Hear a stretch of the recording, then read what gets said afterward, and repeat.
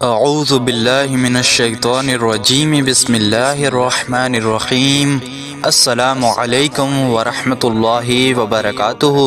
پیارے دوستو، آپ تمام دیکھنے اور سننے والے ہمارے پیارے پیارے بھائیوں اور بہنوں کا ہم اپنے اس پیارے سے یوٹیوب چینل قادری مسلم پہ خوش آمدید کرتے ہیں۔ امید کرتے ہیں آپ تمام حضرات خیر و عافیت سے ہوں گے، اور ہماری اللہ پاک سے دعا بھی ہے کہ وہ آپ تمام حضرات کو ہمیشہ خیر سے رکھے۔ پیارے دوستو، آج کی اس ویڈیو میں ہم آپ کے لیے ایک بہت ہی خاص طرح کی معلومات لے کر آئے ہیں، جو کہ رزق حاصل کرنے کے حوالے سے ہے، دولت حاصل کرنے کے حوالے سے ہے۔ اس ویڈیو کو دیکھنے کے بعد اگر آپ اس عمل کو کرتے ہیں تو انشاءاللہ تبارک و تعالی آپ کے گھر میں دولت ہی دولت آنا شروع ہو جائے گی، اور ہر طریقے سے تنگ دستی اور بے روزگاری ختم ہو جائے گی، غربت ختم ہو جائے گی۔ پیارے دوستو، رزق ایسی نعمت ہے کہ جس کی تقسیم کا اختیار رب کائنات نے اپنے پاس رکھا ہے۔ کوئی شک نہیں کہ وہ ہر انسان کو پاک روزی عطا فرماتا ہے، اور اس رزق میں برکت اور ترقی بھی عطا فرماتا ہے۔ لیکن انسانوں کا معمول یہ ہے، ان کا معاملہ یہ ہے کہ وہ بھول جاتے ہیں کہ رزق کا وعدہ خود اللہ تبارک و تعالی نے کر رکھا ہے۔ تو رب کائنات ہماری تقدیر میں لکھا ہوا دانا پانی ہمیں ضرور عطا فرماتا ہے، لیکن بہت سے لوگ توکل اور بے یقینی کا شکار ہو کر وقت سے پہلے اور ضرورت سے زیادہ طلب کرتے ہیں، اور بعض اوقات لالچ کا شکار ہو کر ناجائز اور حرام طریقے سے رزق لے کر آتے ہیں، اور حلال رزق بھی کھو دیتے ہیں۔ پیارے دوستو، ہمارے پیارے نبی صلی اللہ علیہ وآلہ وسلم نے ہمیں حلال رزق کمانے اور کاروبار کرنے کا پورا مکمل طریقہ بتایا ہے، اس کا اصول بتایا ہے۔ پیارے دوستو، یہ بات حقیقت ہے۔ ہم اسلام کے طریقے کے مطابق ملازمت کاروبار کرتے ہیں، تب تک سب کچھ ٹھیک رہتا ہے، لیکن جب ہم اسلام کے خلاف جا کر رزق کمانا شروع کر دیتے ہیں تو رزق سے برکت اٹھ جاتی ہے اور رزق میں بے برکتی ہونا شروع ہو جاتی ہے۔ اکثر یہ دیکھا گیا ہے کہ ہم اللہ تبارک و تعالیٰ کو بھول جاتے ہیں اور روزی کے پیچھے لگ جاتے ہیں۔ اگر ہم روزی کے پیچھے نہ جائیں، اس کا فیصلہ اللہ تبارک و تعالیٰ پہ چھوڑ دیں، اس کو راضی کرنے کے پیچھے لگ جائیں جو رزق عطا کرنے والا ہے، جو پتھر میں موجود مخلوق کو بھی رزق عطا کرتا ہے، جو سمندر میں موجود بڑی سے بڑی مچھلی کو رزق عطا کرتا ہے، تو پھر وہ اپنے بندوں کو رزق کیسے عطا نہیں کر سکتا، جن بندوں سے وہ 70 ماؤں سے بھی زیادہ محبت کرتا ہے۔ پیارے دوستو، اگر ہم روزی کو چھوڑ کر اللہ تبارک و تعالیٰ کو راضی کرنے کے پیچھے لگ جائیں تو روزی خود بخود ہمارے پیچھے آنا شروع ہو جائے گی۔ آپ لوگ جانتے ہیں، رات دیر تک جاگتے رہنا اور صبح دیر سے اٹھنا، یہ خراب عادت ہماری زندگی کا ایک اہم حصہ بن چکی ہے۔ آپ اگر یہ عمل کرنا چاہتے ہیں جو ہم آپ کو اس ویڈیو میں بتانے والے ہیں، تو اس کی ایک شرط یہ ہے کہ آپ کو رات میں جلدی سونا ہوگا اور صبح کو جلدی اٹھنا ہوگا، تاکہ آپ صبح اٹھ کر نماز ادا کریں اور پھر یہ عمل کر سکیں۔ اگر آپ نے ایسا معمول بنا لیا تو اس عمل سے آپ کو بہت ہی زیادہ فائدہ ہوگا۔ صبح جلدی اٹھنے اور رات کو جلدی سونے کی عادت دیر سے بڑھاپا لاتی ہے۔ پیارے دوستو، یہ بہت اہم پوائنٹ ہے، اسے اپنے ذہن میں ضرور بٹھا لیں۔ جو لوگ چاہتے ہیں کہ انہیں لمبی عمر ملے، ان کی عمر میں برکت ہو، ان کی زندگی لمبی ہو، تو ان کو چاہیے کہ وہ رات میں جلدی سوئیں اور صبح کو جلدی اٹھیں۔ پھر اس کی برکت سے آپ لمبی مدت تک جوان نظر آئیں گے۔ پیارے نبی صلی اللہ علیہ وآلہ وسلم کا پیارا سا فرمان ہے،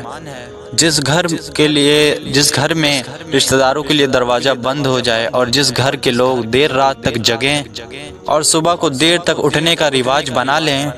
تو وہاں پر رزق کی تنگی کو اور بے برکتی کو کوئی بھی نہیں روک سکتا۔ پانچوں نمازوں میں سب سے اہم نماز فجر کی نماز ہے، کیونکہ یہ عمل آپ کو صبح کے وقت کرنا ہے۔ اس لیے ہم آپ کو صبح کی نماز کے بارے میں اور اس عمل کے بارے میں کچھ فضیلت بتا رہے ہیں۔ 5 نمازوں میں سب سے زیادہ فضیلت والی نماز نماز فجر ہے۔ جب اسے پڑھ کر کوئی نمازی اپنے دن کا آغاز کرتا ہے، جب کوئی مسلمان اس نماز کو پڑھ کے اپنے دن کا آغاز کرتا ہے، تو وہ اپنے ساتھ بہت ساری برکتیں بھی لے آتا ہے۔ پیارے نبی صلی اللہ علیہ وسلم نے ارشاد فرمایا کہ اگر لوگوں کو معلوم ہو جائے کہ صبح کی نماز یعنی فجر کی نماز اور عشاء کی نماز کو باجماعت پڑھنے کا کتنا زیادہ ثواب ہے تو ان دونوں نمازوں کی جماعت میں وہ حاضر ہوگا، اور ان دونوں نمازوں میں حاضر ہونے کے لیے اگر انہیں گھٹنوں کے بل کر ہی چل کر کیوں نہ آنا پڑے، اگر ایک مسلمان جان جائے کہ ان دونوں نمازوں کا کتنا بڑا اجر ہے اور کتنی بڑی فضیلت ہے تو وہ گھٹنوں کے بل چلتا ہوا بھی مسجد تک آئے گا۔ دعا کرتے ہیں کہ اللہ تبارک و تعالی ہم سبھی کو 5 وقت کی نماز پابندی کے ساتھ پڑھنے کی توفیق عطا فرمائے، آمین اللہم آمین۔ پیارے دوستو، اس عمل کو کرنے کے لیے آپ کو جو سب سے پہلی بات بتائی گئی ہے کہ صبح کو جلدی اٹھنا ہے اور رات میں جلدی سے سونا ہے، اور آپ کو کوشش یہ کرنا ہے کہ فجر کی نماز کو آپ باجماعت ادا کریں۔ جب نماز پڑھ کے آپ فارغ ہو جائیں تو اگر آپ باہر ٹہلنے کے لیے جاتے ہیں تو آپ وہاں کے لیے نکل جائیں، نہیں تو پھر مسجد میں بیٹھ کر ایک تسبیح پڑھ لیں، یا پھر 2 تسبیح پڑھیں، 3 تسبیح پڑھیں، جتنا آپ آسانی کے ساتھ پڑھ سکتے ہیں اتنی تسبیح پڑھ لیں۔ آپ کو اللہ الصمد کی 1 تسبیح یا پھر 2 تسبیح پڑھ لینی ہے، جتنا آپ کو پڑھنے میں آسانی محسوس ہو آپ پڑھ لیں۔ چلتے پھرتے اٹھتے بیٹھتے بھی آپ اسے پڑھ سکتے ہیں، لیکن کوشش یہ کرنی ہے کہ آپ اس وقت باوضو رہیں، بس آپ اس کا ورد کرتے رہیں اور دل ہی دل میں یہ خیال کریں کہ اللہ تبارک و تعالیٰ آپ کے رزق میں برکت عطا کر دے، آپ کی بے روزگاری کو ختم کر دے اور آپ کے پاس دولت آنا شروع ہو جائے۔ یا آپ کو اپنے دل ہی دل میں خیال رکھنا ہے اللہ تبارک و تعالیٰ اپنے بندوں کی نیتیں جانتے ہوئے ان پہ اپنی خاص رحمت نازل فرمائے گا،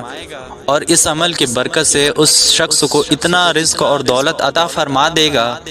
کہ اس شخص کی ساری پریشانیاں ختم ہو جائیں گی، اس کے تمام مسئلے حل ہو جائیں گے انشاءاللہ تبارک و تعالیٰ۔ تو آپ اس عمل کو صبح کے وقت لازمی کریں، انشاءاللہ تبارک و تعالیٰ آپ کو ضرور فائدہ ہوگا۔ پیارے دوستو، اب ہم آپ کو بتانے والے ہیں کہ فجر کے وقت سونے والوں کی قسمت میں کیا لکھا جاتا ہے۔ ہم آپ کو بتائیں گے کہ دیر تک سونے والے لوگوں کے بارے میں حضرت علی رضی اللہ تعالی عنہ کیا فرماتے ہیں، اور ان کے اس رویے کی وجہ سے ان کی قسمت میں کیا لکھا جاتا ہے یہ بھی بتائیں گے۔ حضرت عبداللہ بن عباس رضی اللہ تعالی عنہ سے مروی ہے کہ جو انسان سورج نکلنے کے بعد بھی سوتا رہتا ہے تو اس عمل کو اسلام میں سخت ناپسند قرار دیا گیا ہے، تو دوپہر کے علاوہ کسی اور وقت میں نہ سویا کرو،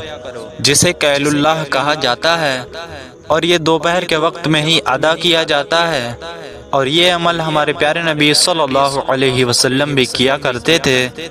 قیل اللہ وہ نہیں کہ جس میں انسان دوپہر میں خوب پیٹ بھر کھانا کھا کر سو جاتے ہیں، قیل اللہ وہ عمل ہے جس میں آپ کھانا کھا چکے ہیں یا نہیں، بس اس نیت سے تھوڑی دیر آرام کرنا کہ باقی کا دن اچھے سے گزرے اور دن کے باقی حصے میں آپ کے کام آسانی سے ہو جائیں۔ حضرت علی رضی اللہ تعالی عنہ نے فرمایا کہ میں نے اللہ کے نبی صلی اللہ علیہ وسلم سے سنا کہ کھانا کھانے کے بعد ترنت نہ سویا کریں کہ اس کی وجہ سے انسان کے دل میں سختی پیدا ہوتی ہے۔ آج کی تاریخ میں تو یہ بات اتنی گہرائی تک پہنچتی ہے کہ ڈاکٹر کا بھی کہنا ہے کہ اگر انسان کھا کر فوراً سو جاتے ہیں